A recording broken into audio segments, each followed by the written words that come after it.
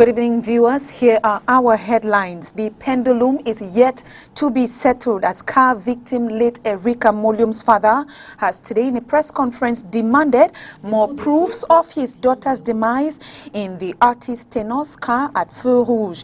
The artist's sentence is still not satisfactory to the family. Our reporter on that beat is shining the spotlight on the press conference. Plus, 4 persons have been sentenced to death in connection with the heart-wrecking Kumba massacre that claimed the lives of 7 students at Mother Francisca's Secondary School, Fiango Kumba. We shall take you down memory lane on the following report in a few seconds.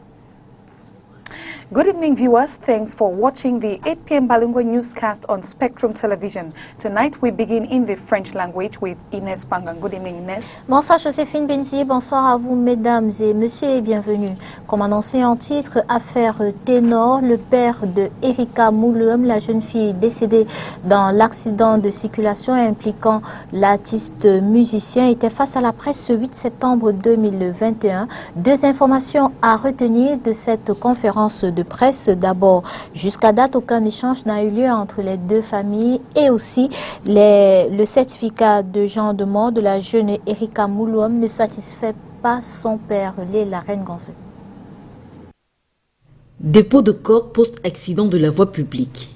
La cause du décès a posé sur le certificat de genre de mort de Erika Molium, décédée en juillet dernier dans un accident de la circulation dans lequel a impliqué l'artiste ténor, de son véritable nom Mengomo Ayatieri, ne satisfait pas le géniteur de la défunte. En conférence de presse ce 8 septembre à Douala, son avocat et lui ont plaidé pour plus de clarté dans le document contenu dans le procès verbal d'enquête préliminaire présenté au cours de l'audience du 6 septembre dernier. À la lecture de cette pièce, personne ne peut dire exactement de quoi elle est décédée. Parce que le médecin a écrit sur cette pièce qu'on est venu lui déposer un corps après un accident de la voie publique. Est-ce qu'elle a un choc au niveau thoracique? Je ne peux vous le répondre. Est-ce qu'elle a eu un traumatisme crânien? Je ne peux non plus vous dire oui ou non. Donc, il revenait, à mon sens, à la police judiciaire, peut-être de regarder les caméras qu'il y a à l'endroit où l'accident aurait eu lieu. Or, jusqu'à présent, à notre sens, dans le dossier, il n'y a pas encore un élément qui justifie que cette jeune fille qui ne demandait qu'à vivre est décédée involontairement suite à un accident sur la voie publique. Je me tourne vers la justice de ce pays, je me tourne vers la justice camerounaise et je dis encore ce que j'ai toujours dit. Aujourd'hui, c'est Erika. Que ceux qui sont en charge de ce dossier se mettent en tête que ça peut être aussi leur enfant. Face à la presse, le papa d'Erika Molium affirme également que depuis cet accident, aucun membre de la famille de l'artiste ne lui a passé un coup de fil, ni à lui, ni à aucun autre de ses proches. On se souvient justement des propos de l'homme au sorti de la morgue de l'hôpital La Cantini. Il avait en effet lancé un appel à l'endroit du jeune rappeur qui, selon lui, devait venir en pays Bamoun doter sa fille décédée. J'attendais qu'il arrive pour que sa famille, ça veut dire sa mère, son père, parce qu'ils sont encore vivants, eux, qu'ils arrivent et qu'ils essaient d'essuyer mes larmes. Pas parce que je manque de quelque chose, mais parce qu'il se serait placé et aurait dit: Erika, tu es morte, c'était un accident. Croyez-moi, ça aurait apaisé toute ma famille. En tant que père, cette action aurait eu un effet, ça devait m'apaiser. En rappel, au cours de l'audience du 6 septembre dernier, l'artiste ténor, toujours en détention préventive à la prison de New Bel à Douala, a plaidé coupable d'homicide involontaire. Le dossier a été mis en délibéré pour le lundi 13 septembre 2021. The Boya Military Tribunal has found 4 persons guilty of the Mother Francisca massacre that broke the hearts of the entire nation last year, October, with more than 7 students dead and others injured. They have been sentenced to death with 10 days given to repeal the sentence. Details in the following report.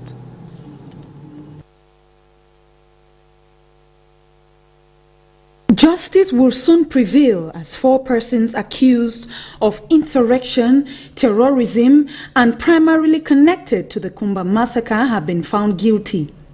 Yemeli Longsi Gilda, Conte Patrick, Angu Emmanuel, and Elangwe Kelvin are accused to be the prime perpetrators of the Mother Francisca Secondary School massacre in a Form 1 class barely 1 month into the 2020-2021 academic year. The incident attracted worldwide attention as parents questioned the safety of their children while going to school. 10 a.m. 10th of October 2020 was the day 7 students unfortunately met their demise while seeking knowledge to map out a bright future for themselves. The Anglophone crisis has, however, created a breeding ground for vulnerable people like women and children who are caught in the crossfire. The accused are also charged with murder and illegal possession of firearms and ammunition. They have been given 10 days from the 7th of September to appeal the decision, as it will be final, as death by firing squad will be their sentence. Though death sentence has been abolished in Cameroon since 1987, the days ahead are pregnant with answers.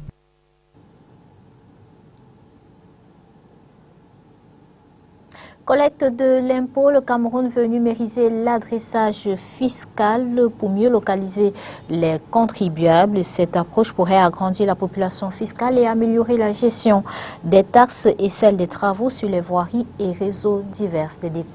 Des détails avec Mireille Siabzi. Localiser les contribuables par la numérisation de l'adressage, c'est ce que veut faire le gouvernement camerounais.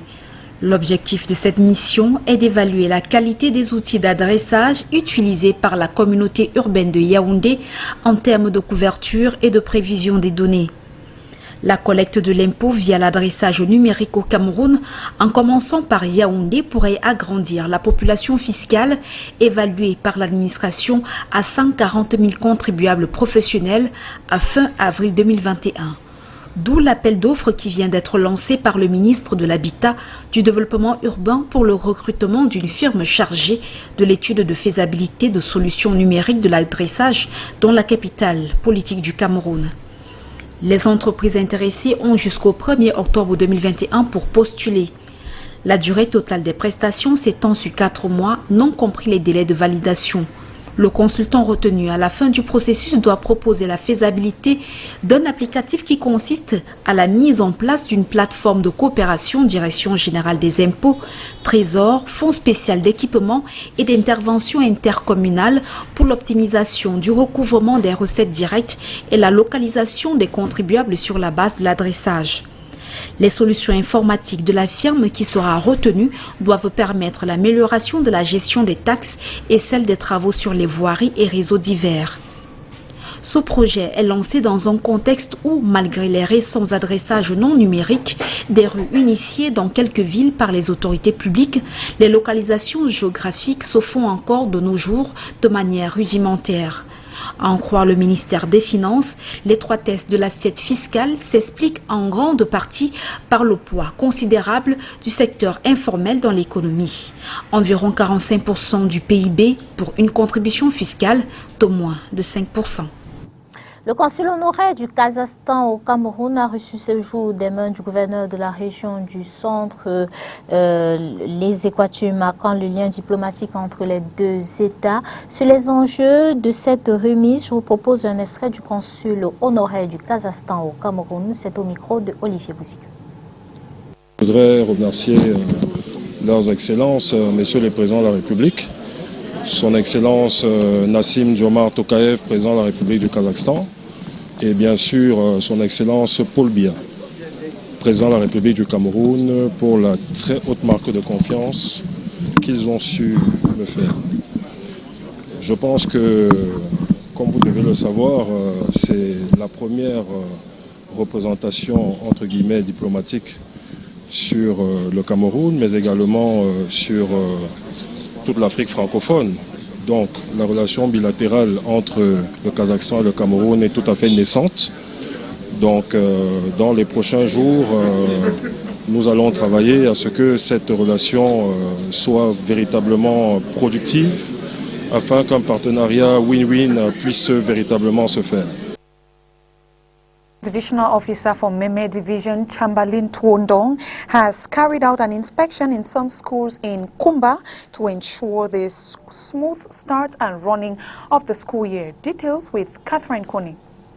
The Senior Divisional Officer for Meme Division, Chamberlain Tuondong, visited Tuesday, September 7, 2021, some basic and secondary educational establishments to evaluate the effectiveness of the 2020-2021 academic school year. Was we moved around and we together realized that the resolution of schools is very, very effective this year in the division. You know, we realized that all the teachers are available, students available, parents committed, and even the security. It means that in the Meme division, you can say it openly that there is an effective school resumption. While on the evaluation tour through these institutions, lack of some commodities in some of the schools were raised by the administrators. Of those principals and head teachers are complaining that there is lack of decks, fans, other commodity. And also, you know, according to the ministerial instruction, they say the safety reckless. And you know, it's difficult for us here in Meme division. Just because students coming from Bole, Kwakwa, Konye, Mato, and so on are full year in town. And if you see... On his part, the city mayor of Kumba, Gregory Mewanu, promised to resolve some of the challenges plaguing these schools. The opportunity, yes, of course. I think education is the most important, I would say, thing we can do for our youth. We are, as the city council, have been given certain charges because, of course, we take care of the secondary and the high schools of the municipality. I think we're going to do our best. We are not going to reserve any force, but put every iota of force we would have to make sure that we are competent. However, the Meme boss, while ending his guided tour for a hitch-free back to school in the Meme division of the Southwest region, expressed satisfaction over the enrollment so far. The Divisional Officer for Kumba, Ali Anogu, has reminded stakeholders in the Kumba Health District that malaria still poses a huge problem to billions of people worldwide. He has been speaking in the third mass campaign for the distribution of medicated mosquito nets in the Southwest region. Let's have details of that meeting cut for us by Catherine Kone.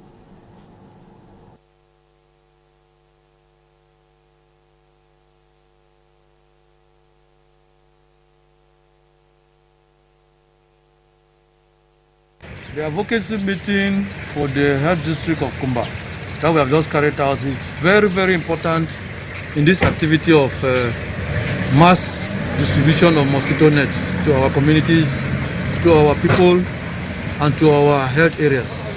It is very important because we have to make the key stakeholders in the communities to be aware that the government is going to transmit nets to the people in the various areas, in the various villages, in the various communities.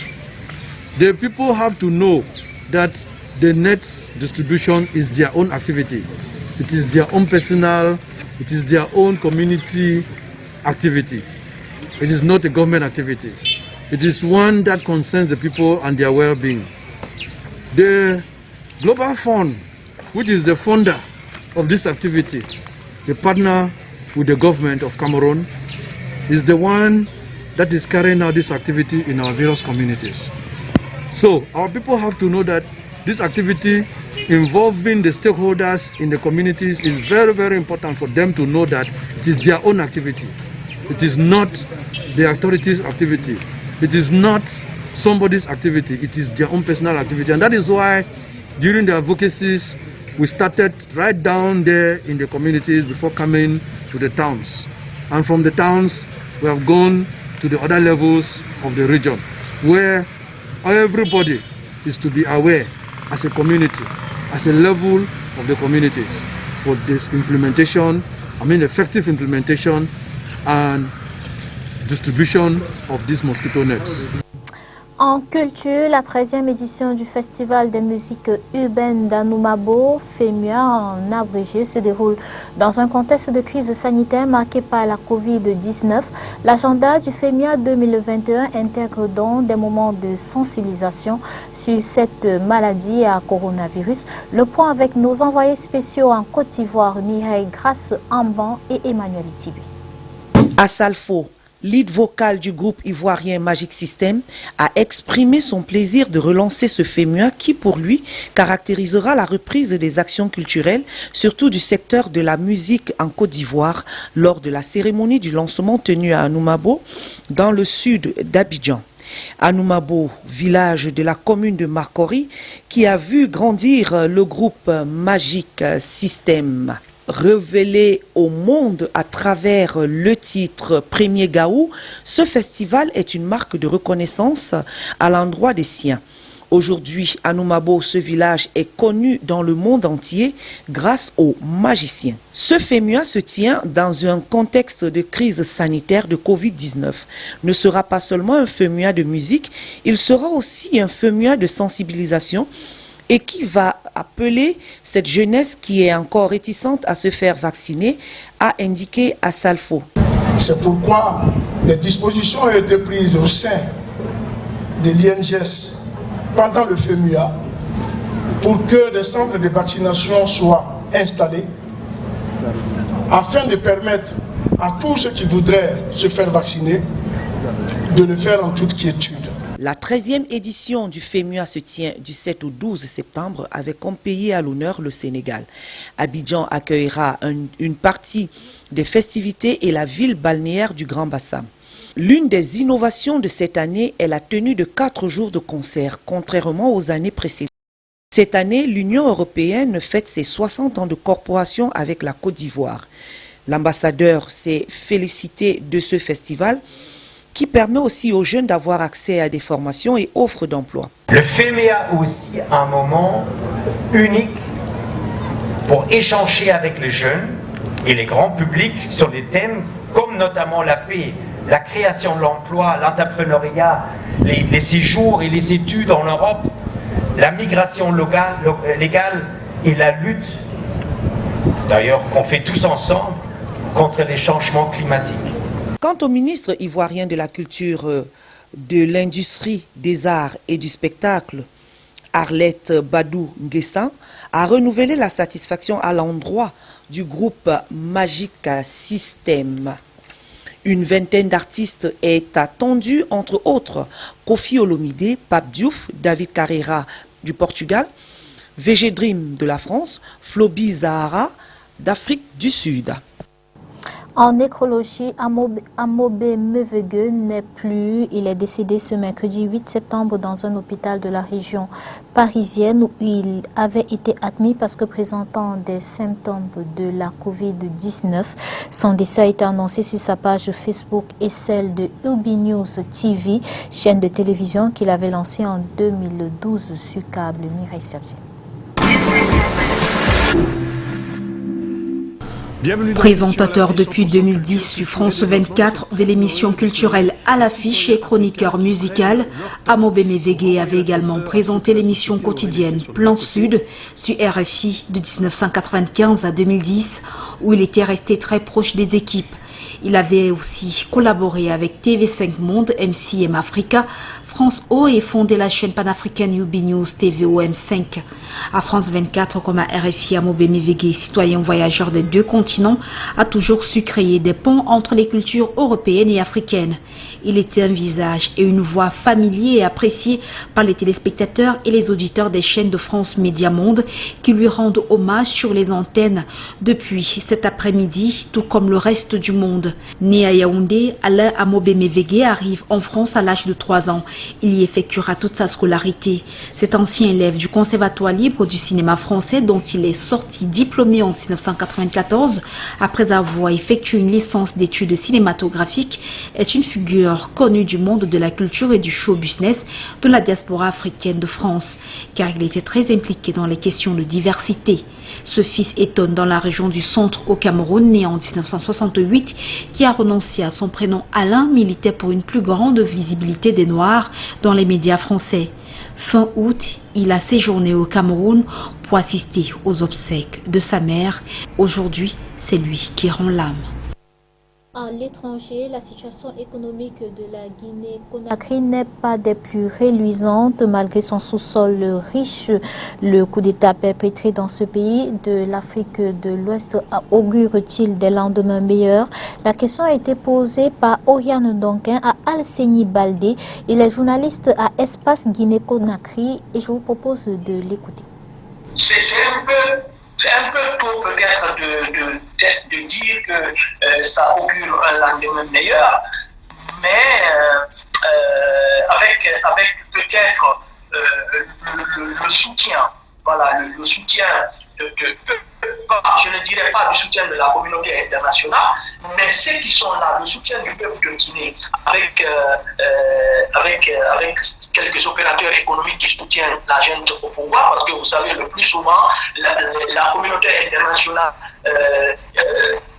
je vais dire, écarte carrément, c'est-à-dire il y a des sanctions qui sont en vue, justement, pour la Guinée, bien évidemment, mais tenez-vous bien, il y a des ressources aujourd'hui que le pays dispose. Si on n'a pas un président qui est soucieux de l'avenir de la jeunesse guinéenne, tenez-vous bien, ça n'ira nulle part. Et cela voudra dire que en formant son gouvernement, il faut avoir des personnes intègres, des personnes qui peuvent vraiment pouvoir redresser cette économie guinéenne aujourd'hui qui est en porte-à-faux. La Côte d'Ivoire a affronté lundi dernier le Cameroun au stade olympique d'Embimbe en Côte d'Ivoire. Un match de qualification mondiale 2022 qui s'est soldé par la défaite du Cameroun 2-1 en faveur de la Côte d'Ivoire. Un score qui déclasse le Cameroun de la tête du groupe D et annonce ainsi les couleurs de la suite des qualifications de cette Coupe du Monde Qatar 2022. Mireille Sabzé. À l'inverse de leur performance face au Malawi, 2-0 vendredi dernier au stade d'Olembe à Yaoundé, les Lions indomptables ont été méconnaissables sur la pelouse du stade Alassane Ouattara d'Mbipé lundi contre la Côte d'Ivoire, 2-1. C'est à la 20e minute que les éléphants de Côte d'Ivoire ouvrent le score sur un but d'Ailol, l'attaquant de l'Ajax Amsterdam, qui prend à contre-pied passé dans les goals. Grâce à un doublé de ce dernier frappé à la 29e minute, la Côte d'Ivoire réalise une belle opération dans ses éliminatoires à la Coupe du Monde 2022. Dominateur en première période avant de se faire peur en fin de match à la 85e minute par les joueurs de Tony Consensao qui vont tenter le tout pour le tout afin d'aller chercher le but égalisateur. Les Ivoiriens prennent la première place du groupe D devant le Cameroun qui a réagi un peu trop tard. Après avoir concédé le match nul face au Mozambique 0 partout, les Ivoiriens ont donc eu l'occasion de revenir. Rappelons que le top départ pour les qualifications de la Coupe du Monde 2022 est lancé depuis le 1er septembre et jusqu'au 15 novembre prochain. Les 40 meilleures sélections nationales du continent africain s'affrontent pour décrocher leurs précieux billets pour le Qatar. Mais les places sont rares, seules 5 d'entre elles sont finalement qualifiées. Le premier tour des qualifications de la zone Afrique pour la Coupe du Monde 2022 a opposé les 28 sélections africaines les moins bien classées à l'indice FIFA. Les 14 meilleures d'entre elles rejoignent désormais les 26 autres équipes déjà qualifiées pour le second tour de ces éliminatoires qui a donc démarré le 1er septembre. Plus précisément, les sélections africaines s'affrontent via 10 groupes de 4 équipes.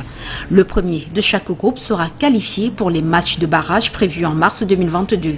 C'est dans ce contexte que la Côte d'Ivoire a affronté le Cameroun le lundi 6 septembre au soir au stade olympique d'Mbipé.